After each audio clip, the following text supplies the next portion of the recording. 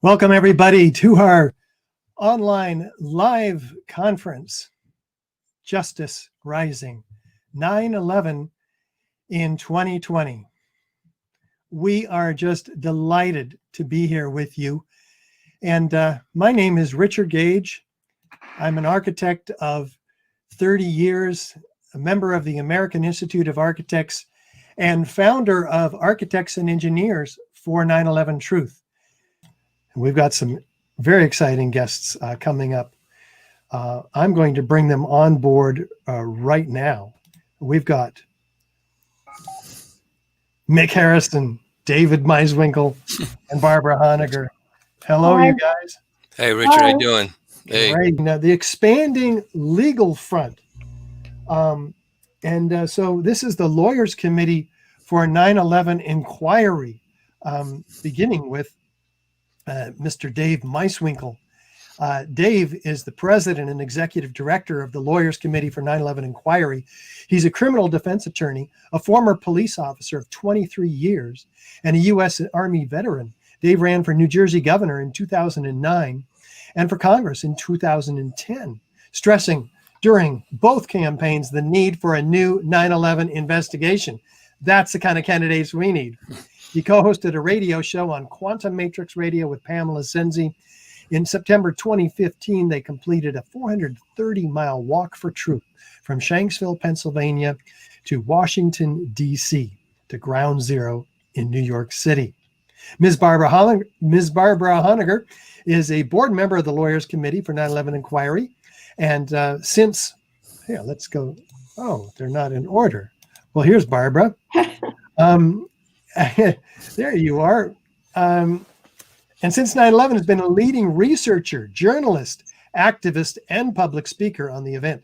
Barbara served as White House policy analyst and special assistant to the president for domestic policy, and was director of the U.S. Attorney General's Law Review at the Department of Justice. For more than a decade, she was the senior military affairs journalist at the Naval Postgraduate School. Barbara is also the author of the book October Surprise about the Iran-Contra scandal. Now, we've already introduced Mick, so let's just bring back Mick because we're going to start with you. And here we go. Fire away, Mick. Well, I think I may want to give this to Dave to start. I'll leave that to his discretion, but I do have an update for you on the litigation, and we're actually filing something moments from now, which is kind of exciting, but that may be Dave's prerogative to announce. Let's go to Dave. I've got all kinds of opportunities here. There he Hello, is. Dave. How you doing? Fire away. Well, it's interesting listening to what was preceding here in reference to Building 7 and also our litigation in the Southern District with the Architects and Engineers, the Lawyers Committee, and trying to get a grand jury. Now, what we're doing, as you know, we want to study all the various crimes of 9/11 and do grand jury petitions. And the various crime we were studying recently for the last 6 months was the Anthrax attacks of 2001, and where 5 people were killed and 17 were poisoned or injured. And 2 of the people that were received letters were U.S. senators, and that was Senator Leahy and Senator Daxel. And shortly thereafter, you had the Patriot Act coming into reality, where a lot of our freedoms have been reduced since that time. And you also had wars with Iraq and Afghanistan, and which the results are still with us. So, but for that act of 9/11, had it been investigated properly, none of us probably would be here. We'd be doing something differently, which is ironic. But what we've been doing is studying the anthrax, and we've come up with some very interesting insights so that we can make certain statements now based on the evidence we have thus far accumulated. One of the differences I notice that jumps out while we're trying to get grand jury going down in the Southern District, there actually was a grand jury on Anthrax, and it lasted until the alleged suspect committed suicide, and that was Bruce Ivins. And Bruce Ivins was a over 30-year veteran of USAMRIID, which is the United States Army Medical Research Institute of Infectious Diseases, and Fort Detrick. You've probably heard of Fort Detrick. And we have made connections with the scientists at Fort Detrick. And in our declaration, you will see a number of scientists, at least four scientists, three of them colonels. And they know Bruce very well. In fact, when he died at his funeral, there were hundreds of people there, and they were all crying because they appreciated him. And the bottom line is they think that he got the raw deal. He was a scapegoat. Now, going back to what we're doing now, we have this, we were preparing for a grand jury petition to announce that a second filing to a U.S. attorney down in Washington. So the Lawyers Committee would be having involvement with a petition in New York City and a lawsuit in New York City, and we'd be doing a grand jury petition in Washington. What transpired, however, is that we received additional evidence, and we also discovered additional evidence that we want to review. So the grand jury petition is very large right now, but we're going to make it larger. But of course, we're going to make it good quality. And we had a plan. It was a 5-step plan, and we reversed the steps. So today we're doing step 3, which is now step 1. And what we're doing is we are petitioning Congress. We're getting Congress involved. Back at that time, Rush Holt was a congressman, and Congressman Nadler. They were very much interested in getting a bill passed to do a similar 9/11 investigation, only they would get it reference to the anthrax. And we want something similar to that. We want an independent counsel involved. So when today, in fact, we announced it yesterday, we were on the Jason Goodman show in New York City. I was up there, and Mick was zoomed in, and we were with Merle Nass and Graham McQueen.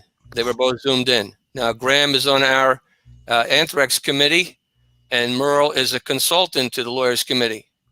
And of course, you know Mick and you know myself. We have a Anthrax committee that Barbara's on it. She's a researcher and very active in it, and does quality work. And we have 2 other researchers, and Graham being one of them. You know, he's written a book on it. And we have 4 attorneys that are right on top of it too. And we've been meeting for 6 months.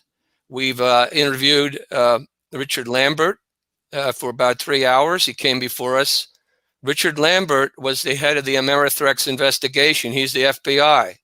He is the top FBI man in charge of that investigation. And he left it after 4 years.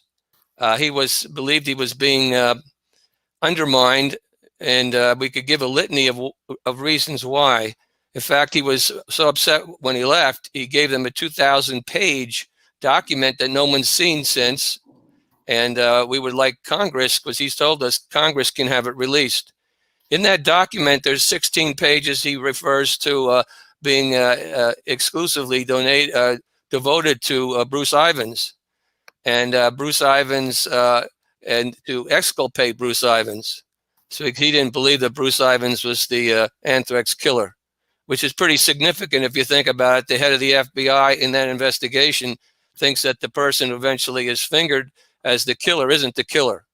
And he leaves the investigation because he believes he's being undermined. Now, leading up to Ivins' unfortunate demise, the FBI first, of course, you may have heard about Al-Qaeda. There was talks right away that Al-Qaeda was involved. And then it moved to Iraq. And this was big time coming out of the press. They were just drumming it up drumming it up, drumming it up. But the curious thing happened. The anthrax was found to contain clay substance called bentonite. Not bentonite. It didn't. What it contained. It normally it would have contained bentonite if Iraq was involved. But what was in it was a silicone, and it was maybe even more important to identify as an American. It was called AIM strain. And AIM strain is not made with bentonite. So that sort of gave an indication this must be an inside job. And so what happened then is that the FBI went to work on some people in Chester, Pennsylvania. 2 guys were employed there. They lost their job. They weren't the suspects. Then they went after a doctor in New York. He lost his marriage. He wasn't the suspect and lost his job. Then they went after a guy named Perry Mikesell. And Mikesell worked with Battelle and also formerly at Yosemite. They put so much pressure on him. He was drinking and drinking. He had a liver problem, and he died from liver poisoning, poisoning of the liver from drinking. Then they went after Stephen Hatfield, who was a fairly rugged fellow, and they hound dogged him for a long time. And finally, he had enough, and he sued them, and he won about $5 million. And then they went after Bruce Ivins, and they watched him 24/7, and he had some previous mental issues, and they squeezed him, and eventually he dies on July 28th, 2008, and with apparently from Tylenol poisoning. That's what they said. However, at the time he was taking antidepressant, 3 of them, and there's some indication that he was being watched 24/7, and there's some people that have told us that they believe he was murdered. So based on our investigation, Ivins couldn't have done it for the simple reason that besides from what we could see, he wasn't the type of person that would do that, according to his friends and according to the scientists. At Yosemite and Fort Detrick, they didn't have the facilities. This kind of anthrax they utilized at Fort Detrick is liquid. And what was used in these attacks was a powder. And the second attack that went to Daxel and Leahy was the finest powder anthrax anyone has ever witnessed before. It was simply amazing. In fact, the Army said, given it a context here, in 1969, President Nixon shut the program down. They were afraid that third world countries would get hold of these little Frankensteins and be able to run things. And Nixon said we could take care of it with our nuclear arsenal.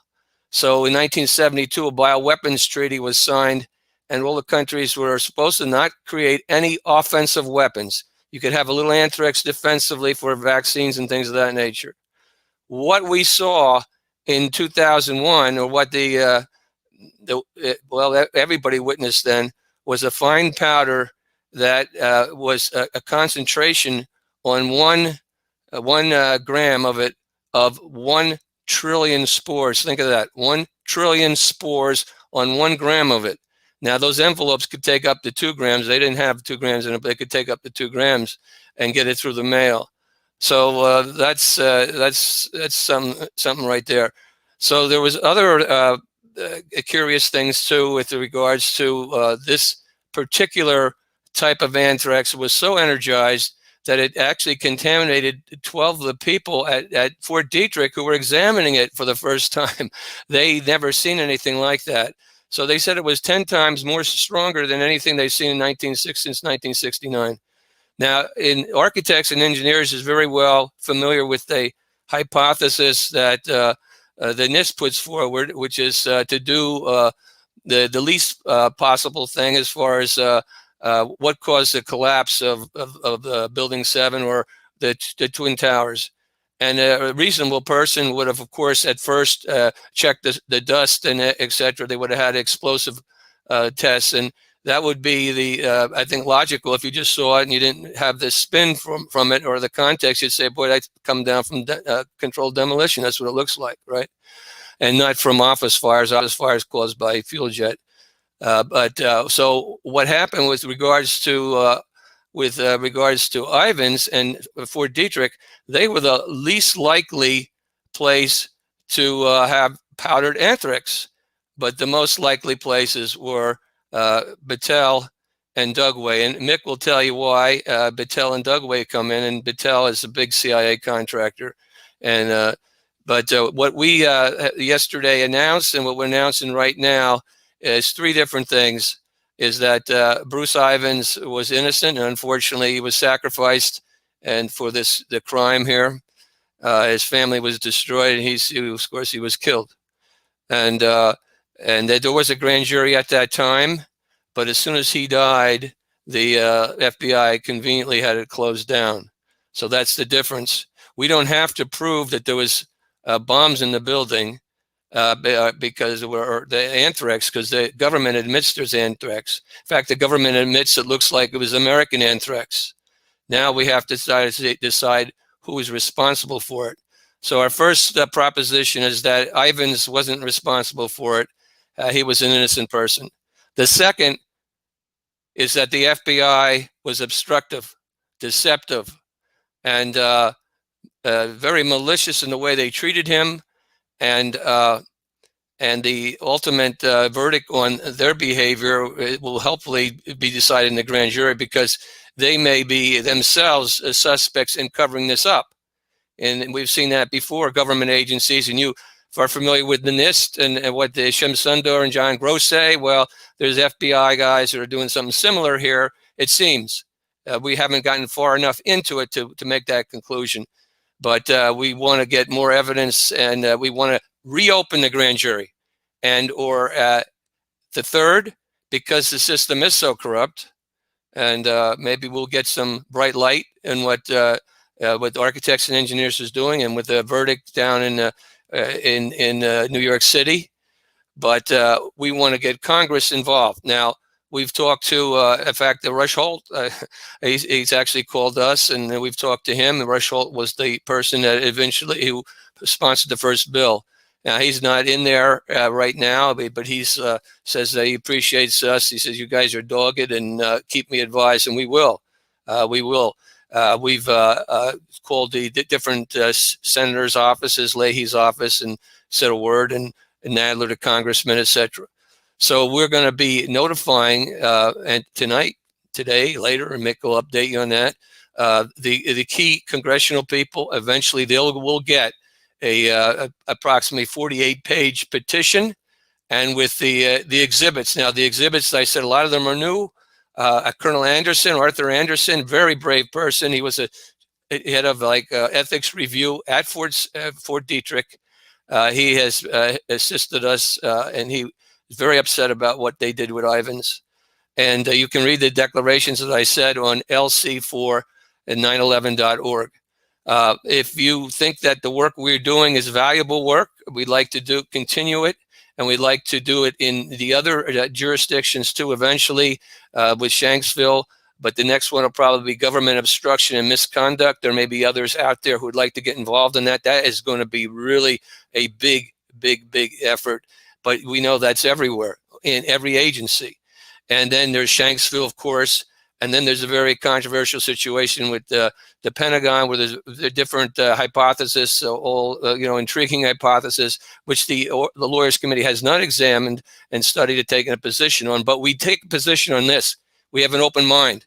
We will look at all evidence presented to us, and we'll do the best job we can to get it right. And we know it's hard after 20 years to do that. Not easy. But so, and on Sunday, we're going to have our event. It won't probably be as good as your event in a sense, but we're going to have some top speakers there. Bill Binney will be at our event.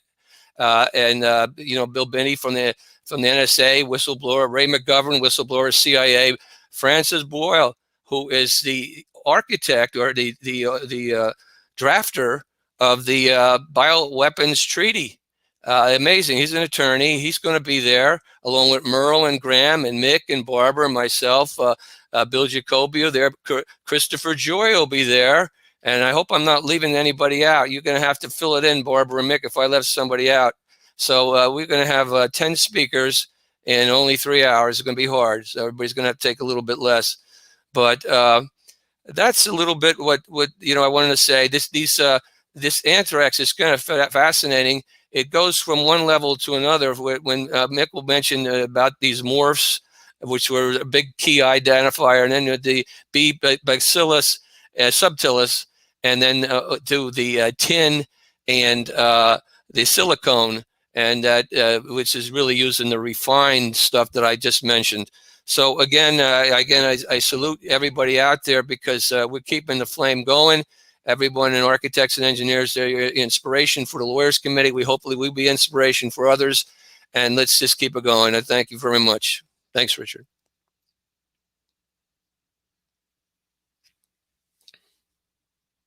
I can keep on talking.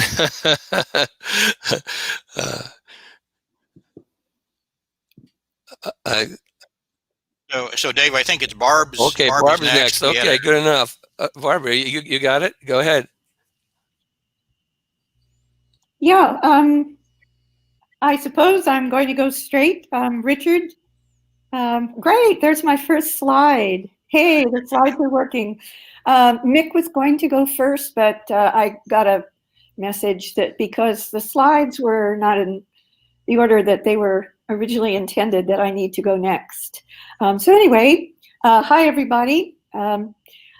First, I want to thank Richard Gage and Architects and Engineers for this absolutely magnificent event. That's number one. Number two, I just would like to say that it's an honor to be part of the Lawyers Committee.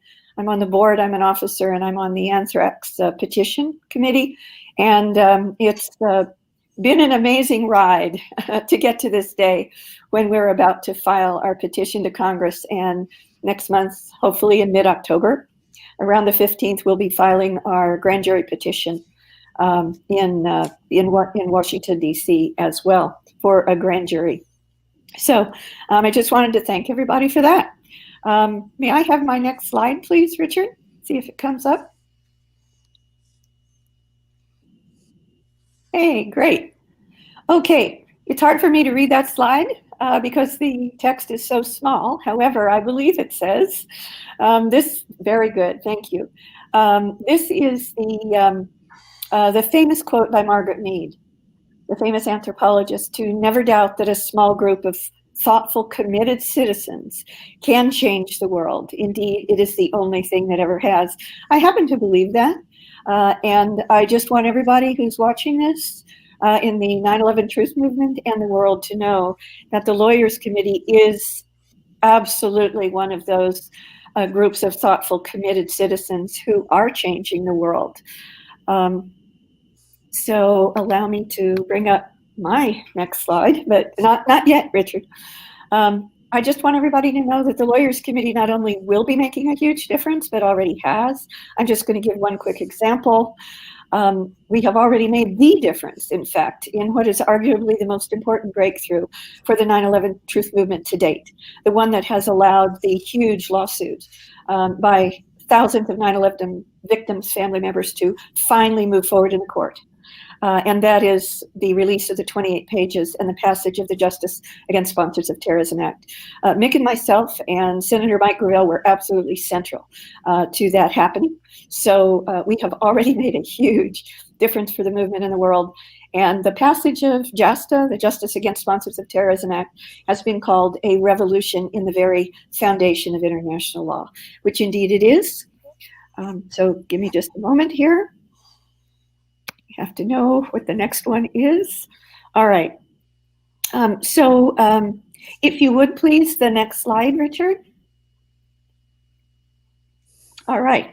So 9/11 truth matters because truth matters. Truth matters hugely. It is impossible to have justice, which is what the Lawyers Committee is about, without truth, and it is impossible to have peace without justice. The truth is that the challenge we face is because the real perpetrators of 9/11, the anthrax attacks and other false flags, do not want peace. They do not want what we want. For them, peace is the enemy, which is why they go to such extreme lengths as they have to lie and bury the truth about 9/11 and, as you will see, the anthrax attacks. If I may have the next slide, please. So, there is one man, probably more than any other in modern history, who knew this, And it was the center of his life, and he acted on it. And that is, of course, Mahatma Gandhi. But he also knew that the truth is not enough. He knew that the truth has to be united with force, with power, with efficacy, so that it makes not just a difference, but the difference.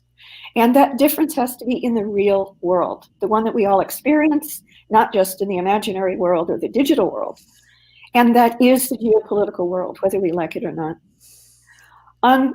And most people don't know this, but Mahatma Gandhi began his movement to unite truth or facts with power or force on September 11th, right after the turn of the 19th century, just going into the 20th century. And since 9/11, we now face a great and repressive empire in our own country, like the one that he used, Satyagraha, which was their name in Hindi for uniting truth or facts with power. We are now facing just as great a repressive empire as Gandhi faced back then. But in our case, it's the empire of our own country. And we can throw it off and get back to normal, back to being America, by using and having faith in Gandhi's strategy and methods. If I may have the next slide, please. All right. Now, Gandhi's revolution was both a truth revolution and a political revolution. And just to prove to you that we are in the middle of a political revolution in the 9/11 truth movement is this incredible quote from Patrick Henry, who may have made more difference than any other in the American Revolution and its success. For my part, whatever anguish of spirit it might cost, I am willing to know the whole truth, to know the worst, and to provide for it and to act upon it. So if I may have the next slide, please. All right. Now, we all know in the 9/11 truth movement these horrendous consequences of the 9/11 lies. The horrendous consequences. These are well known to the 9/11 truth movement. There are other facts and other truths that are not so well known to the 9/11 truth movement, and we're going to go into those. What is needed, in my opinion, and that's why my opening slide was what I imagine the Holy Grail would look like when we finally get to it and touch it and hold it up in victory. What we need is a Holy Grail for the 9/11 truth movement. For almost 2 decades, our truth movement has been and is actually a search for that Holy Grail. What do I mean by that? A Holy Grail, by that I mean we need a breakthrough to coverage of the facts and what they mean by the mainstream media, by major political parties, by academia, by the whole world. This is the hardest nut to crack. And I've made it my mission to identify what I consider the highest holy grails of 9/11 facts. These are burning facts which, by my definition, alone, standing alone, can prove that the official conspiracy theory of 9/11 is both an immense lie and a psychological operation. There are 5, in my opinion, 5 key holy grails of 9/11 facts. The first is the war games and emergency response or counterterrorism exercises on scenarios of hijacks, even hijacked planes approaching and crashing into buildings on the morning of 9/11 itself. That is, to me, the main holy grail of 9/11 truth in that area. If I could have the next slide, please. So this is the cover of Crossing the Rubicon. And this is a very important book by Michael Rupert, one of the very first, about the same time, maybe even a little before, as David Ray Griffin's first book. The 9/11, The New Pearl Harbor by David Ray Griffin. And this book has 2 very, very important chapters. They're arguably the most important chapters. They are on the emergency response counterterrorism exercises, also sometimes called war games, that were happening on 9/11, that mirrored or paralleled the scenarios of the actual attacks of 9/11. And many people don't know that I am the source of the vast majority of the information in those 2 chapters, 19 and 20. And in the acknowledgments to this book, Michael Rupert does credit me for, quote, giving him, in his words, the holy grail of 9/11 truth, which are those very facts. If I could have the next slide, please. All right, and now, thank goodness, thanks to my work and Michael Rupert's work and many others developing this, including many others in the movement, now the emergency response exercises and war games that were happening on 9/11 and being practiced, over 25 of them before 9/11 in the lead up to 9/11, but many on 9/11 itself, mirroring what happened in the actual attacks on 9/11. That is now common knowledge by the 9/11 truth movement, and this is arguably the most efficient way to get that information across to people in the movement. And this, of course, is the War Games documentary by James Corbett. So I highly recommend, if you haven't already, that you be sure and watch that. I need to say a few things about that.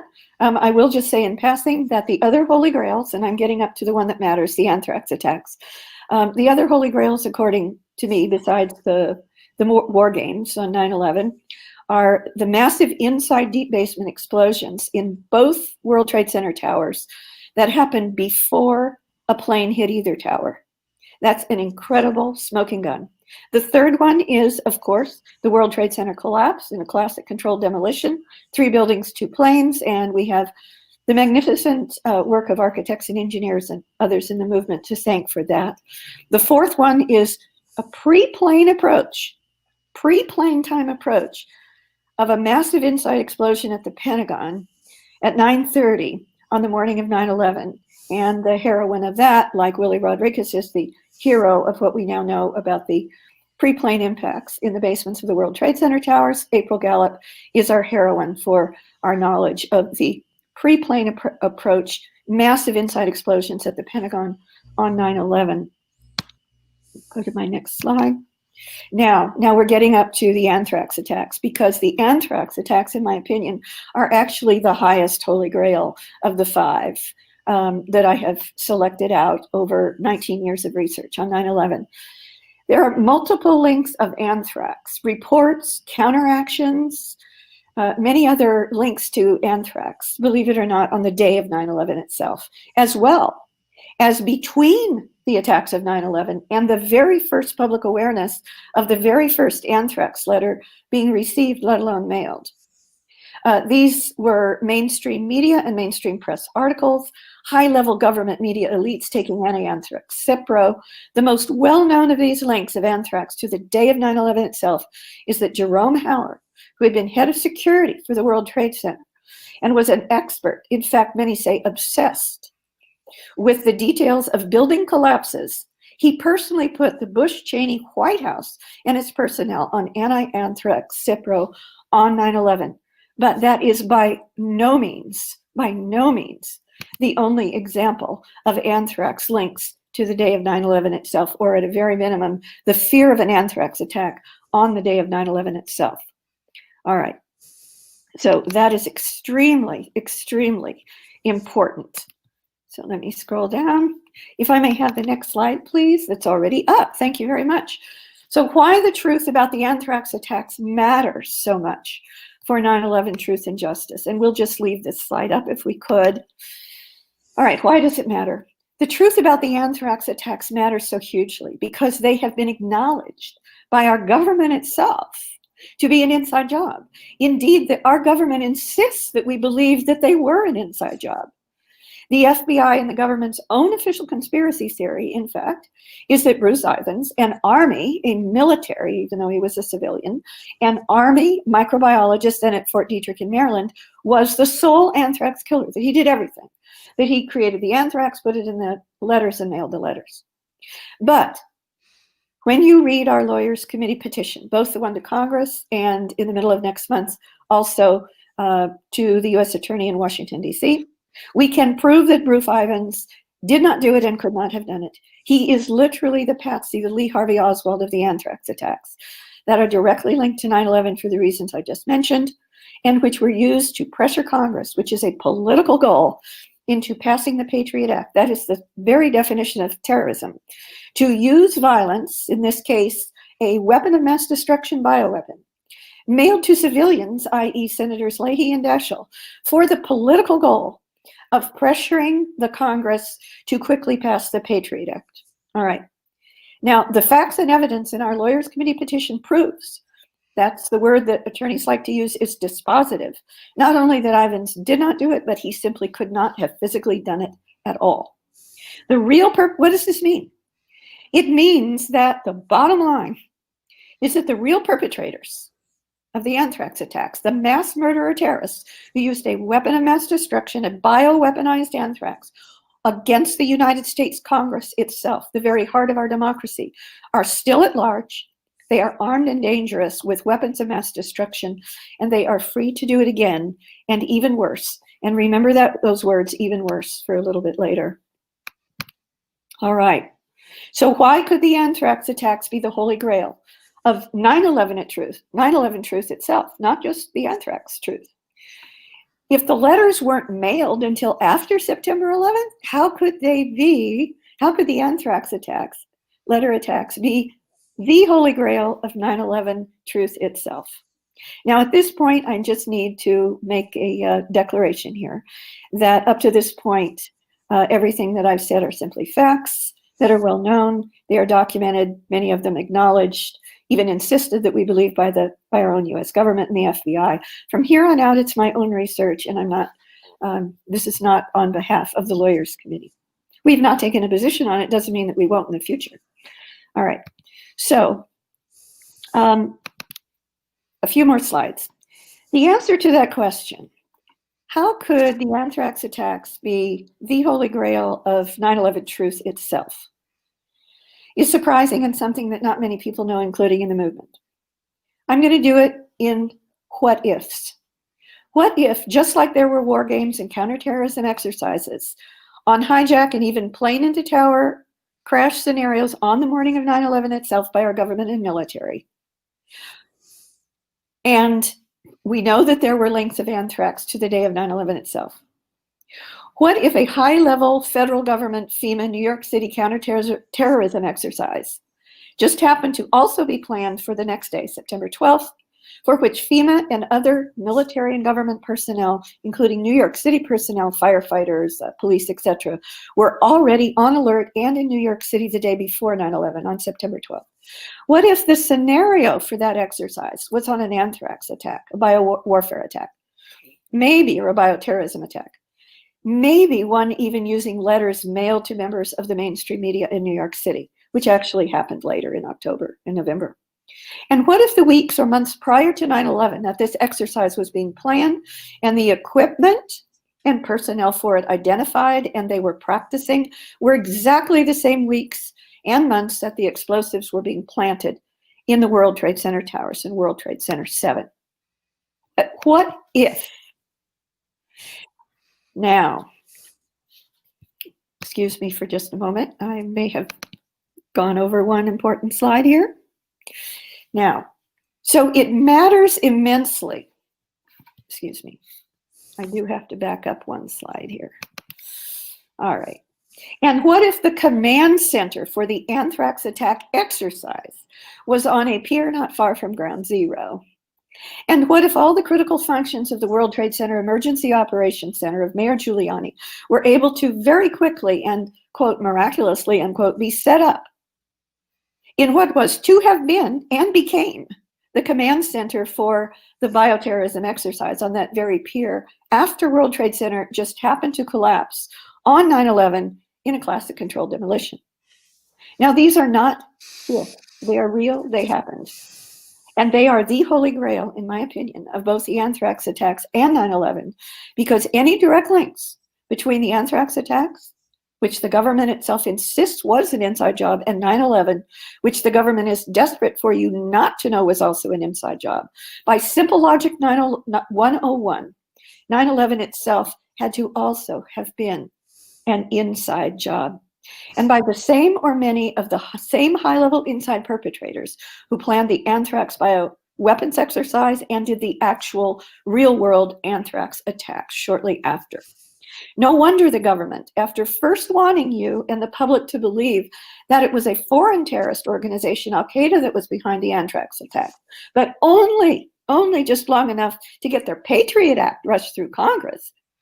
Then and now, they now want you to believe that September 11th attacks and the Anthrax attacks are completely unrelated, that a lone nut domestic terrorist named Bruce Ivins did the entire thing himself. Could that possibly be because they don't want the American people in general, and especially you in the 9/11 Truth Movement, to know that the Anthrax attacks and 9/11 were both by domestic terrorists, and arguably, by the evidence that we now have, by the same, or at least some of the same domestic terrorists? That is why it matters immensely that we have proven that Bruce Ivins, the government's chosen patsy domestic terrorist, US terrorist, did not do the Anthrax attacks and couldn't have. And why the evidence that we have marshaled as to which or what high-level US military government and government contract labs or other entities almost certainly did is also so hugely important. We now have the Holy Grail of 9/11. I believe that may go to close to my last slide. No, not quite. All right. So if I may have the next slide, or the last slide there. Yeah. Okay. So why does 9/11 matter today? Well, 9/11 matters today for all the reasons we already know. But it also matters hugely today because there is strong evidence. And again, this is myself speaking as a private researcher at this point, but I'm not alone by any means. There are many experts who agree with me, and they have gone public. But it matters so hugely because the evidence strongly supports that both the anthrax, the bioweaponized anthrax in the anthrax letters that I've just shown you are linked in many ways directly to the day of 9/11 itself, and the coronavirus are both genetically engineered weapons, and they have been used for bioterrorism purposes. And one of the very, very best presentations about that was just made yesterday at the 9/11 Film Festival by none other than our own Kevin Ryan. And on the screen, well, it was on the screen, I believe, just before this one. But anyway, be sure and go to noliesradio.org and click on the 9/11 Film Festival, and then go to 5 hours, 24 minutes and 30 seconds in to watch Kevin Ryan's amazing presentation at the 9/11 Film Festival yesterday, which was titled Parallels Between 9/11 and COVID-19, both as violence-based, inside job, psychological operations. And I thank you very much for your attention. I hope you now understand why the anthrax attacks could well be the holy grail of 9/11 truth. Thank you. So, Dave, I'll pick it up from there if you're okay with that. Sure, yes, please. So, thank you, Barbara and Dave. Since I didn't go first, I will now do what I would have done had I gone first, which is to do a disclaimer, sort of a lawyer's thing. Barb has already made one, but other than us talking about the Anthrax petition and the basic conclusions, we're pretty much speaking for ourselves and not for the lawyers committee. So I just want to make that clear. And we all are at different places in our investigation of the 9/11 related issues, but we have come to a point of common concern about the anthrax attacks. And let me tell you why we're focused on anthrax. Some folks may not have studied the anthrax attacks. They happened in October of 2001, shortly after September 11th.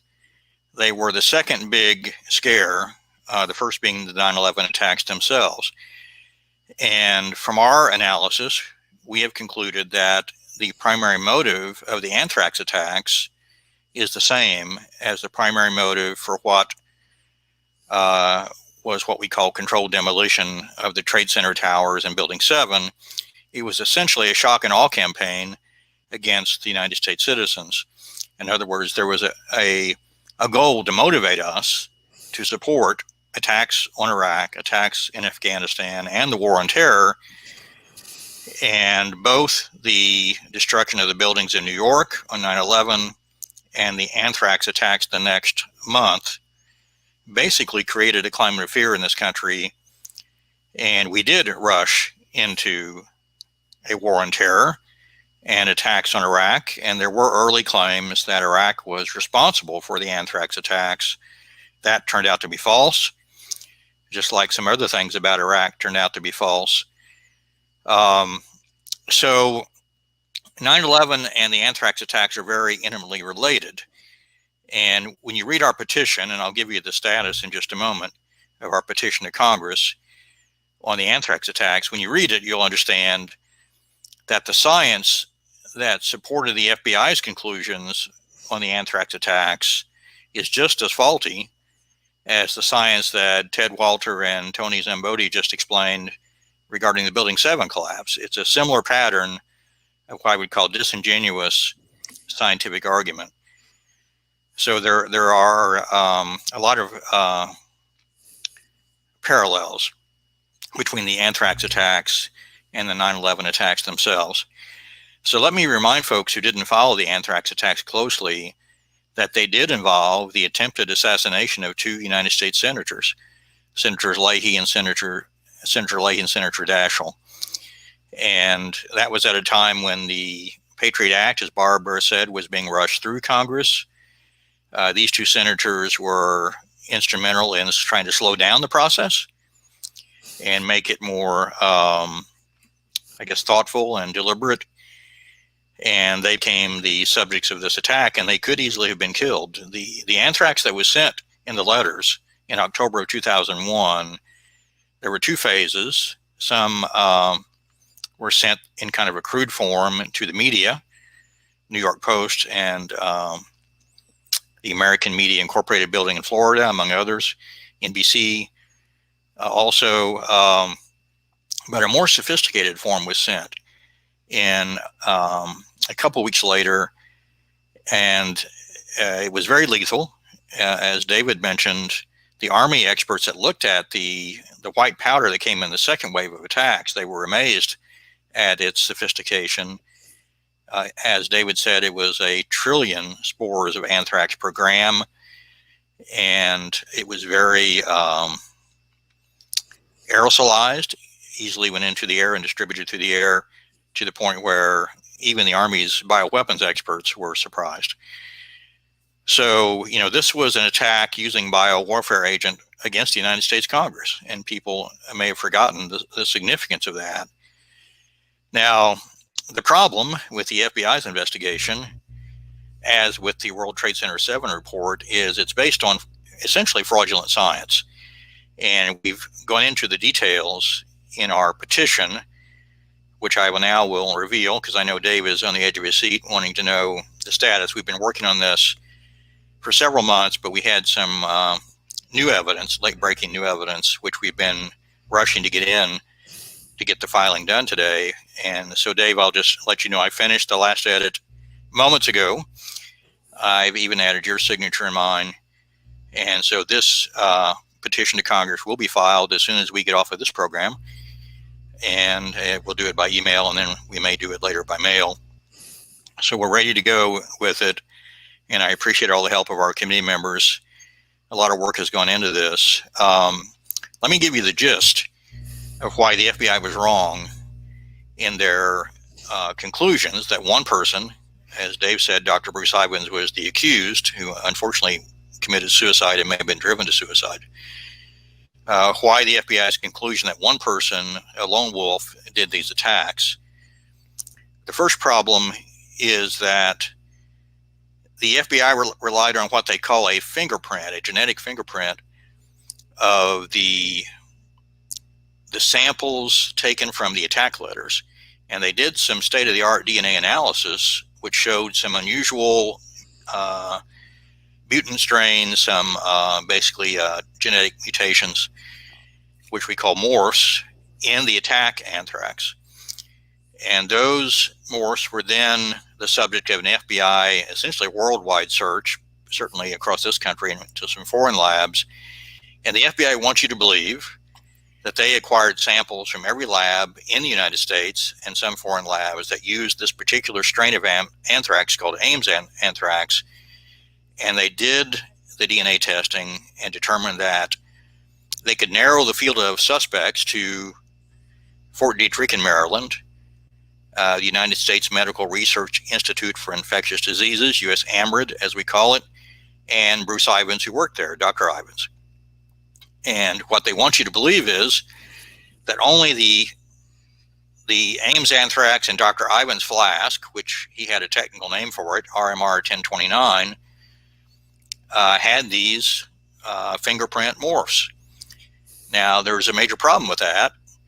First of all, the anthrax that went into Dr. Ivins' flask, the 1029, 85% of it came from Dugway Proving Grounds, the Army's facility, bioweapons facility in Utah. And the FBI knew that. Dr. Ivins added 15% from his own stock because some of the Dugway stuff had contamination in it from another bacteria called B. subtilis, also called B. globigii, and a sort of common contaminant at Dugway. And when Dugway was making this anthrax for Dr. Ivins, they had to actually discard some of their production runs because it had so much contamination with the B. subtilis. And so if you look at Dr. Ivins' flask, which was the focus of the FBI's attention, it had two components. It had Dr. Ivins' sort of private stock, if you will, which was called RMR 1030, which he made there at Fort Detrick. And then you had Dugway's stock. And what the FBI hasn't made a big point of explaining to the public is they did test Dr. Ivins' private stock, RMR 1030.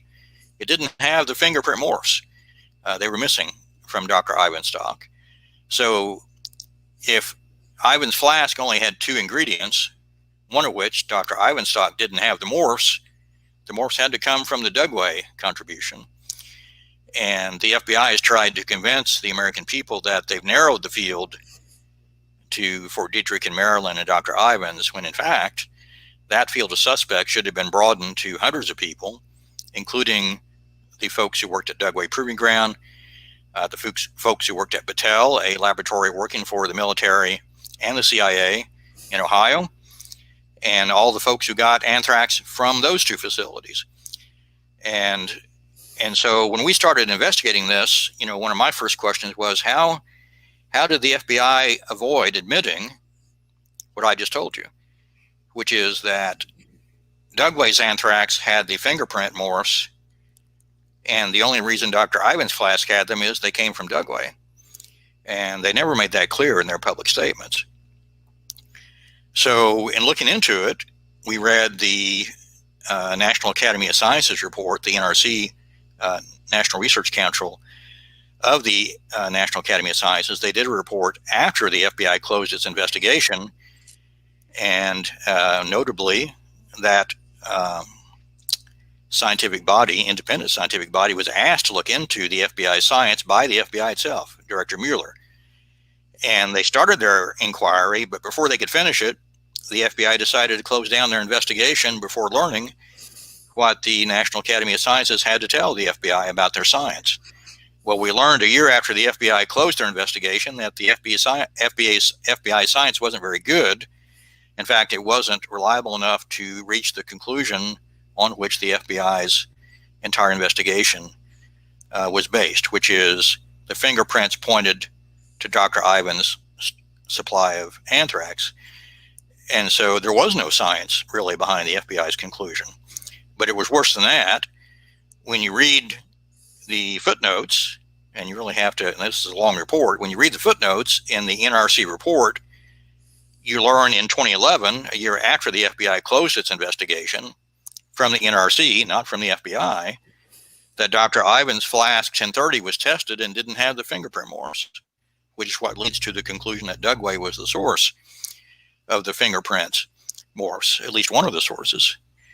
So then I asked myself the question, okay, now that I can prove that Dugway's Anthrax had the fingerprints, why didn't the FBI tell the public that their samples they obtained from Dugway showed the fingerprint morphs? And the FBI made a point of telling the world that they subpoenaed or searched every lab that had this Ames anthrax. So they must have had Dugway samples.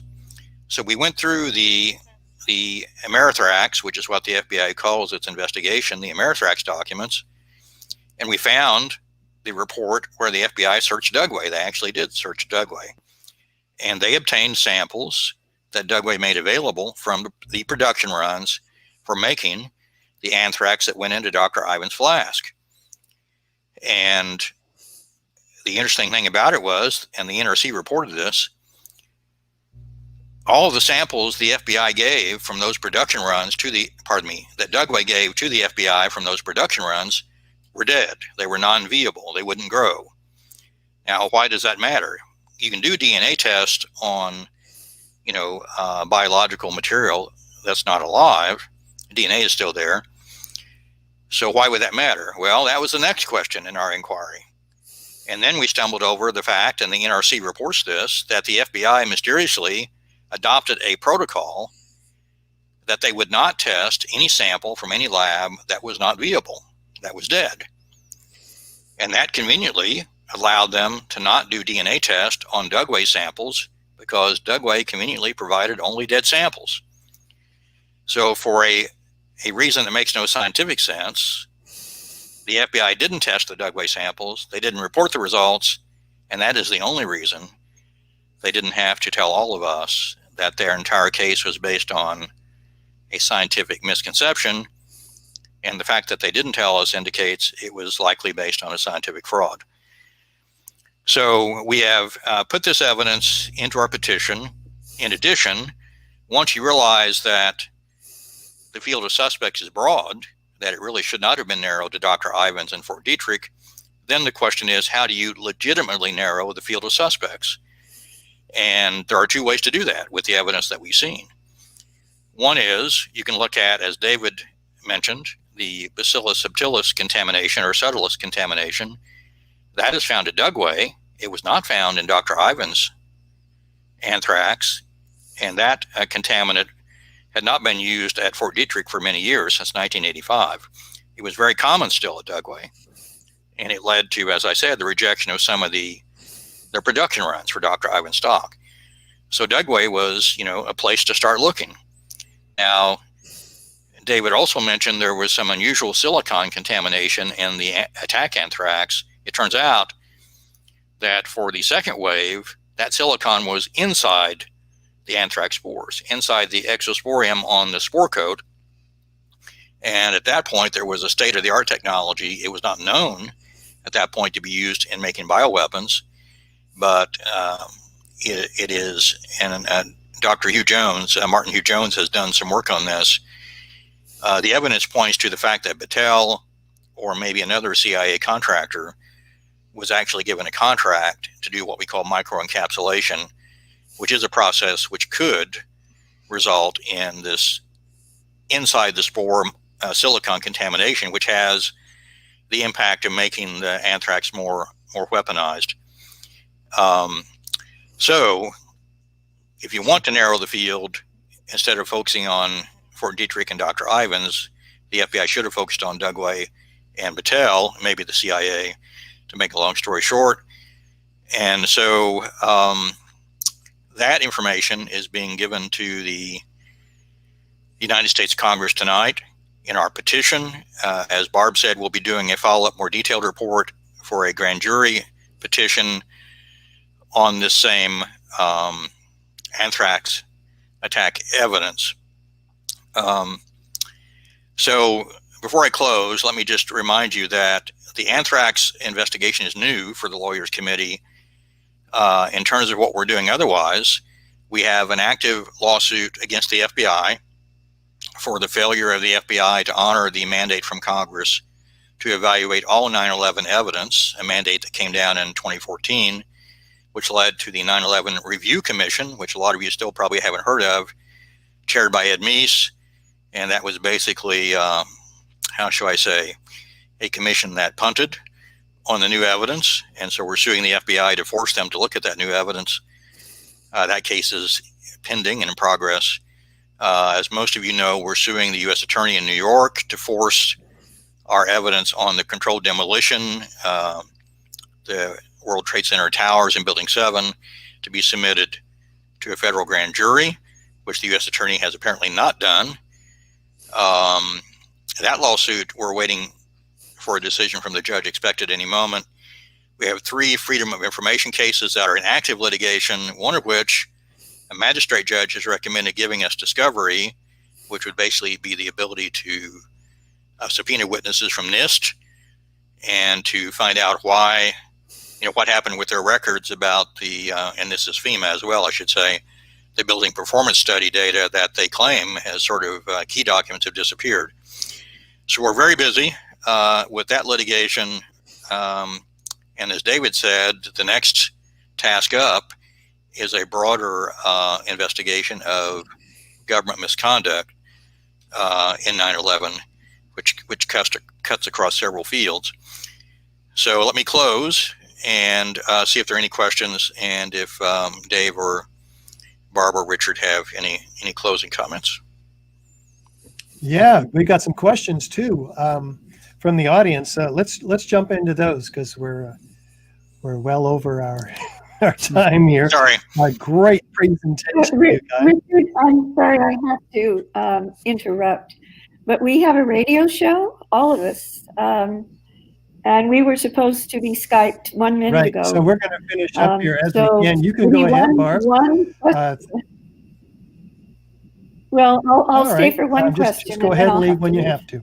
Pardon if you mentioned this viewer says, Okay. And I missed it. But have you tried to reach out to family or other people who knew Bruce Ivins to see if they're willing to help in any way? Yeah.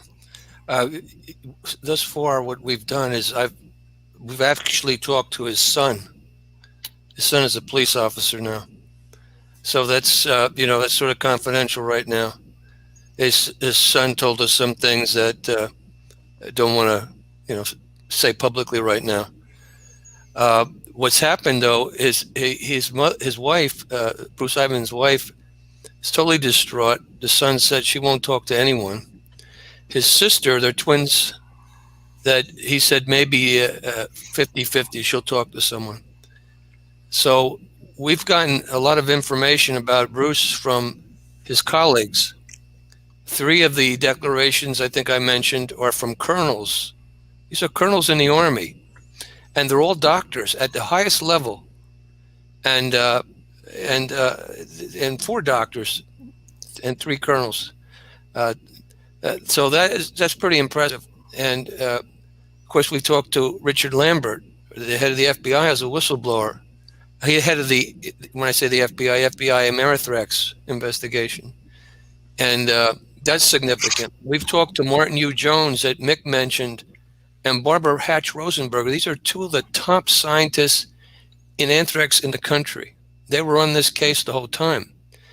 We've had this petition that Mick's mentioning to Congress reviewed by a colonel at Fort Detrick, who's a doctor, and by a top physician or doctor, top scientist in the country on anthrax.